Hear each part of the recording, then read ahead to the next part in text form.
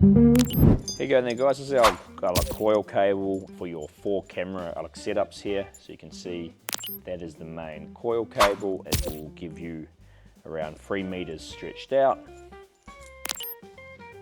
like so. Heavy duty twist on fittings, and then at each end you have 4 4-pin aviation cameras with the protective sleeve that slides over once it's screwed up. Spring-loaded closing latches, and the mounting bracket here, which just pops in like so, and you can mount that. And the other side is obviously just a different gender, same thing. So very handy if you need to run 4 cameras on like something and you got 4 cables coming in, or even if you only have 3, you can have 1 spare. So handy quite often for trucks, all different setups that have 4 cables going on and they need a coil cable and a mount.